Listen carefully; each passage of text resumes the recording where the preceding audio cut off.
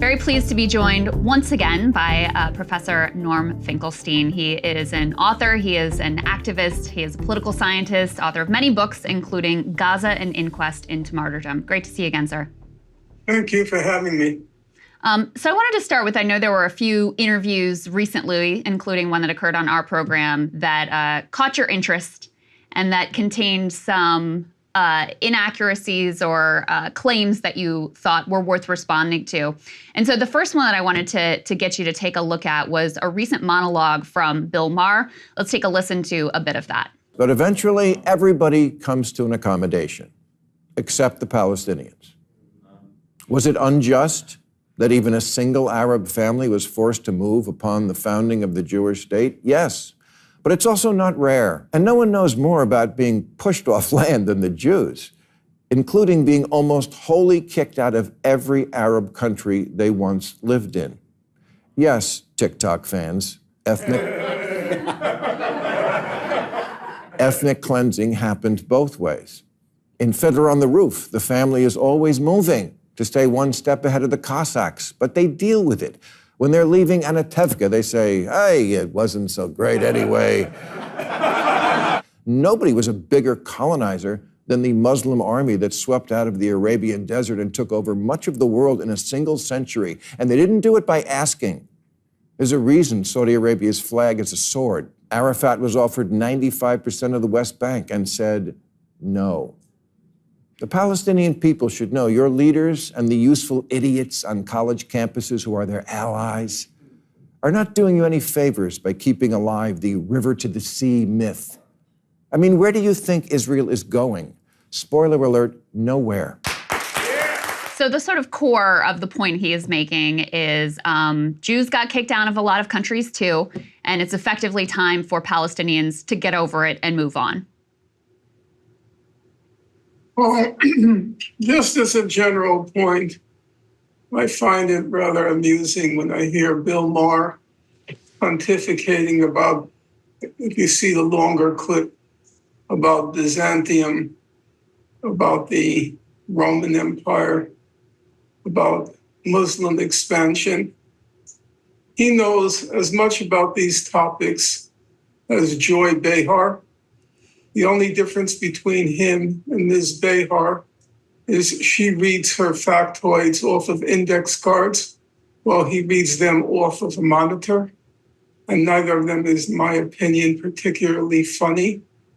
And I find it in very poor taste in the midst of a genocide, making these rather impoverished attempts at humor, where half the audience laughing uproariously sounds as if they were paid to laugh. But let's leave all that aside and let's get to the factual matters. Here are the facts. The Palestinians, on the Zionist project, I'm not going to go through the whole history, I promise you, listeners. The Zionist project begins roughly at the end of the 19th century. Their aim was to establish a Jewish state in Palestine. Palestine was not empty. It became obvious to the indigenous population that the realization of the Zionist enterprise to create a Jewish state would at minimum reduce them to second-class citizens in their own place of birth, or at worst, result in their expulsion. And the Zionist movement coined a locution they called a transfer. They didn't want to use the vulgar, gross term expulsion, so they called it the transfer. And as Israel's leading historian, who, by the way, at this point is extremely right-wing, his name is Benny Morris, and you'll see him in all the right-wing talk shows like Coleman Hughes and others. Benny Morris said, and now I'm quoting him, the idea of transfer or expulsion, the idea of transfer was inbuilt and inevitable in Zionism, okay? Now, it happens I wrote my doctoral dissertation on Zionism. I know about the subject. but I never belabored the terminology because sometimes I think it obfuscates the critical facts rather than enlightening them, sort of like nowadays when Palestinian supporters talk about settler colonialism. I don't find this kind of terminology enlightening. I think it obscures more than it enlightens. But as a factual matter, as Benny Maher said, the idea of transfer or expulsion was inbuilt and inevitable in Zionism. Okay? And so the indigenous population of Palestine, the Arab, later they came to define themselves as Palestinian, but the Arab Palestinian population of Palestine naturally revolted against that prospect. In fact, Benny Morris writes, remember, he's now a right-wing historian, but Benny Morris writes that the driving force, the motor force of opposition to Zionism was the prospect that the indigenous population was going to be expelled if this idea were realized. Now, skipping far ahead and not to tilt the scale in my direction, but just to bring us to an end before this one question consumes your whole program.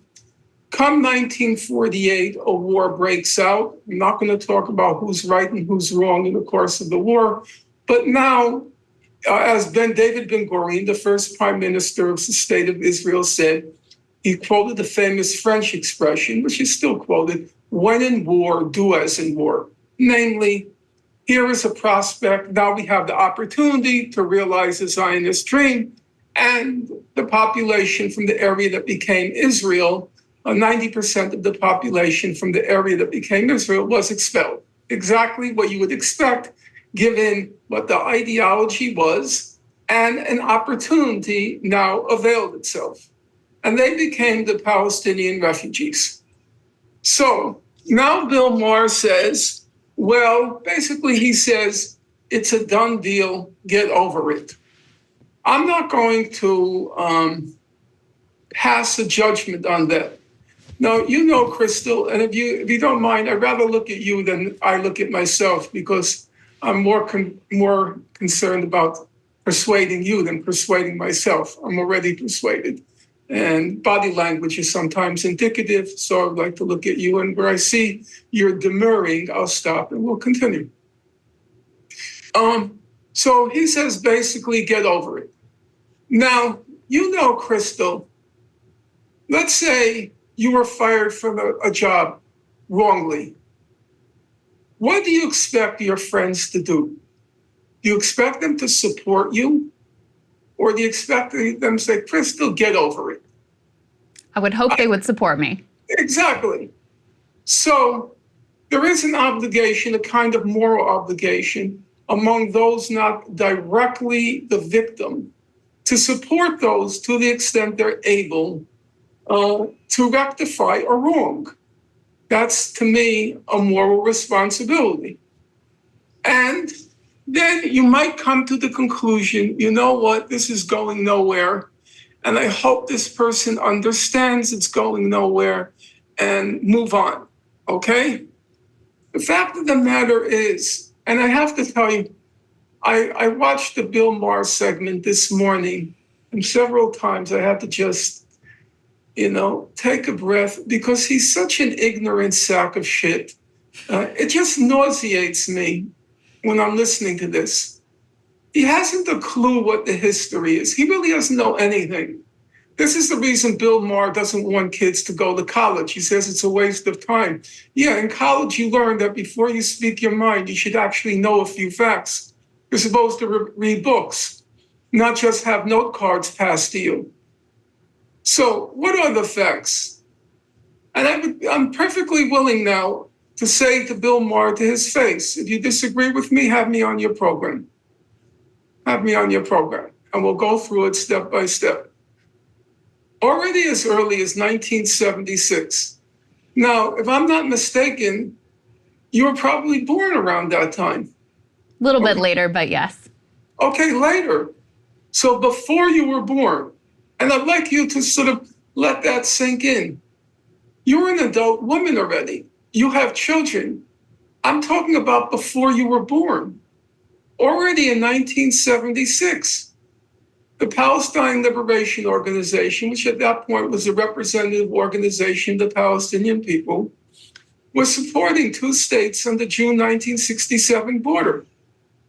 They were supporting the compromise. They were already giving up before you were born. The representative organization of the Palestinians, universally recognized, the PLO, they already were ready to compromise. They gave up, and I hope this will sink into the minds of your listeners. It's impossible that they will sink into the mind of Bill Maher because there isn't a mind. There's a blank space that's filled in with desperate attempts of being clever and funny for his paid listeners. But for everybody else, before you were born, the Palestinians had already compromised. They had already moved on. They had given up on 80% of Palestine, the area that became the state of Israel. And they had resigned themselves, reconciled themselves to the prospect of a state just on the West Bank, including East Jerusalem and the Gaza Strip. But the whole area that became Israel, before you were born, they had acquiesced in that reality. Now, there is a question about the fate and future of the Palestinian refugees, those who were expelled. And I will grant, because I am an old-fashioned believer in truth, and as a radical, I like to quote the better part of the radical tradition that says the truth is revolutionary. Namely, there is no contradiction between the truth and having revolutionary or radical aspirations. So I'm not afraid of the truth. It's not like truth is the enemy of revolution or truth is the enemy of a radical transformation of our society and our world. So it is true that this refugee question has been a gray area. But if you look at all the negotiations, and I've studied it very closely, in all the negotiations, it was clear that the Palestinians were willing to, or the representative organizations, were willing to make drastic, colossal compromises on the question of the return of the Palestinian refugees. So any honest reckoning of the factual record will show you that the Palestinians had already compromised, had already given up the aspirations of one state from the river to the sea. Now, if there were any doubts, just let me give you a few examples. So in the 1980s, we're now going ahead. Okay, we're going from 1976 to in the early 1980s. The Palestinians were making it very clear they were ready to compromise on two states in historic Palestine. Their state would only constitute 20%. The Israelis began to panic because they were afraid that international public opinion would force them to relinquish control of the West Bank and Gaza, which they were determined to keep. And so an Israeli political scientist, his name is Avner Yaniv, very mainstream fellow. He's since passed. Actually, I think I'm the only one still alive. Everybody involved in the conflict is dead already. He said, what the Israelis feared, and I'd like this expression hopefully to sink into the minds of your listeners as well. What the Israelis feared was the Palestinian peace offensive. The Palestinian peace offensive. They were terrified that the Palestinians were becoming too moderate, and therefore pressure would be exerted by the international community to force on Israel its withdrawal from the West Bank and Gaza to its pre-June 1967 borders. So what did Israel do? Israel fabricated in June 1982 an excuse to invade Lebanon. Why did it want to invade Lebanon? Because that's where the PLO was located at the time, the Representative Palestinian Organization. They wanted to destroy the PLO, not because it was radical, not because it wanted to create a state from the river to the sea. They wanted to destroy the PLO because it was too moderate. The Palestinian peace offensive, okay? And in the course of that attempt to liquidate the excessively moderate PLO, Israel killed between 15 and 20,000 Palestinian and Lebanese, overwhelmingly civilians. As a matter of fact, this last Israeli genocide in Gaza, it for the first time exceeded the amount of death and destruction since the Lebanon War in 1982. People already have completely forgotten. And what was the cause of the war? Why did Israel kill 15 to 20,000 Palestinian and Lebanese, overwhelmingly civilians? Because of, and Bill Maher, I'll be happy to come on your program, take out Avner Yaniv's book and shove it in front of your face. Now, I know that will be torture. I understand that will be torture, not the phrase, but having to look at a book.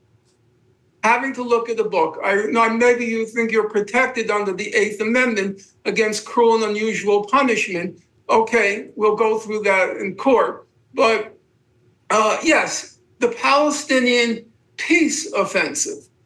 Now, come 1987, the Palestinians, absolutely despairing of ever ending this occupation of their lands, they went into a civil revolt.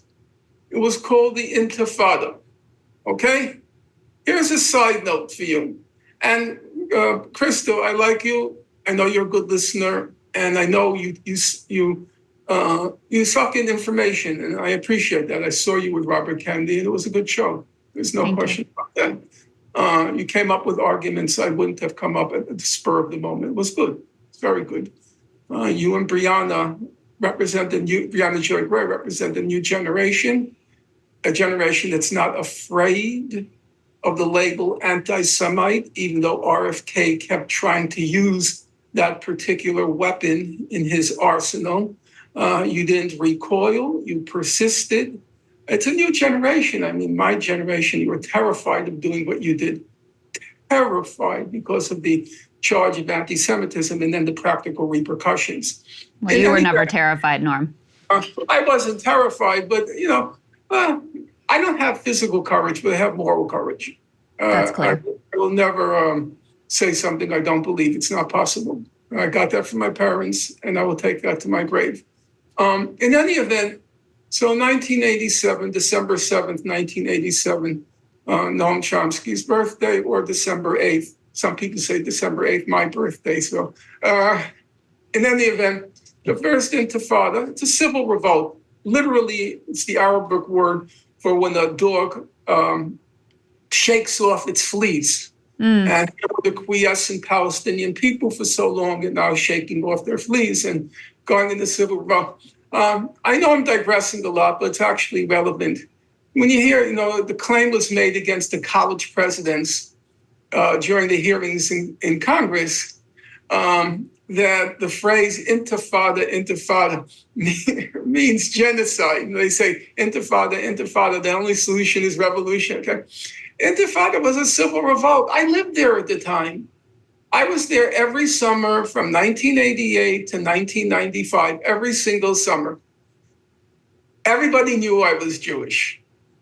Everybody knew I was Jewish. And the only ones I fear, I'm not trying to make jokes. I mean, I have a sense of humor, but as Ecclesiastes says, there's a time and place for everything. Now is not the time for humor. The only one I was afraid of was the Israeli army. It was very scary. You know, they were killing with abandon during that civil revolt. There were times when I was in my apartment at night, because I live with Palestinian families in Beit Sahor, which is right outside Bethlehem, and in Fawar refugee camp, right outside Fawar refugee camp. And the Israeli army invaded at night, came into my apartment. I was completely terrified. And there were roads you don't want to travel down because the settlers were throwing these stones. But no, I wasn't afraid. Just genocide. The people were so wonderful, so forthcoming, so generous. Even Hamas members, though I have to admit, there was some concern with Hamas at the time when they found out I was Jewish. In any event, come November 1988, Yasser Arafat, I mean, I have to laugh at how stupid Bill Maher is. Really, he's Joy Behar. He's Joy Behar without the drag. November 1988, Arafat formally, I should say, because I use these terms like everybody knows, the head of the PLO at the time, Yasser Arafat, he formally declares a Palestinian state, calls for a Palestinian state on the June 1967 border, a two-state solution. That's just a commonplace piece of knowledge. Anybody who knows anything about the subject knows November 1988, he declares for two states. And he felt that, I don't want to get into all the dynamics, but people are willing to compromise from a position of strength, not from a position of weakness. That's just the nature of politics. Because from a position of weakness, you feel like, well, if I'm not going to get anything, why not ask for the whole thing? Because it makes no difference. Right. If I can't hope to get a half a loaf, if I can't hope for half a loaf, then why not ask for the whole loaf? Right. So in November 1988, it was during the first Intifada. And it did become a global issue, the first Intifada. It did seriously dent Israel's public relations image because I'll tell you, I was teaching at that time. And I remember one student who was neither pro-Palestinian nor pro-Israeli, whatever those terms mean, they're just totally stupid. He said one day in class, he said like this, the Palestinian civil revolt was famous what was called for throwing stones, and he said like this in class, stone, he held up his hand like this, stone, Uzi, that was the known Israeli weapon, sort of the brand of Israel, the Uzi, stone, Uzi, that's not fair. That's what he said. Stone, I remember, it's 30 years ago, more than 30 years ago. Stone, and that was the image that was being communicated, transmitted internationally. So Israel was facing a major PR problem. And Arafat, from a position of strength, because he thought he could win something now, that the civil revolt had shifted international public opinion, he thought he could win something, and he announced formally, publicly, unambiguously, two states on the June 1967 border. Now, come 1993, the civil revolt was effectively repressed by the Israelis. They were very brutal in their repression of it. And Arafat entered from a position of weakness, not strength, what came to be called the Oslo Accord.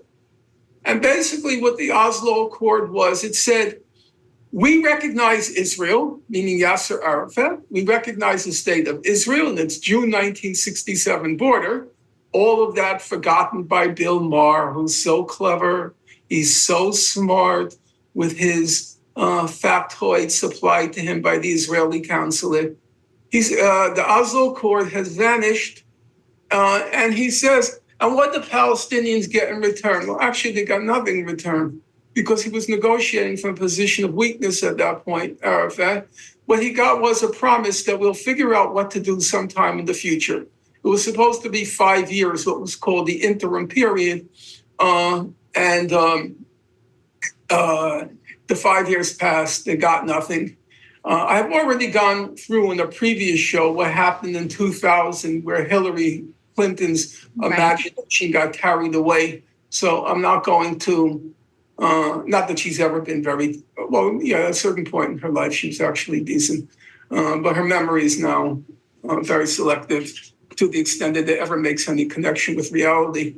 But the bottom line from the period afterwards, now, we have a very simple way of testing who is and who isn't, or which side is and which side isn't, willing to compromise on this question.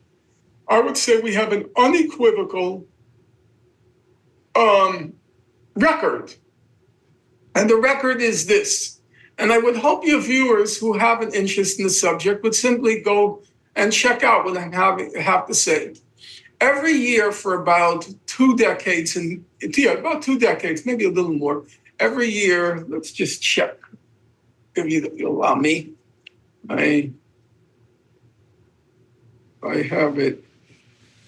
Okay. No, actually, it's from 1997. So if I can ask you in my book, Gaza, An Inquest into Its Martyrdom, turn to page 28. Okay. Okay. Now, the United Nations General Assembly, based on international law, can I look at you again? I find it troubling looking at myself because it becomes a distraction. Thank you.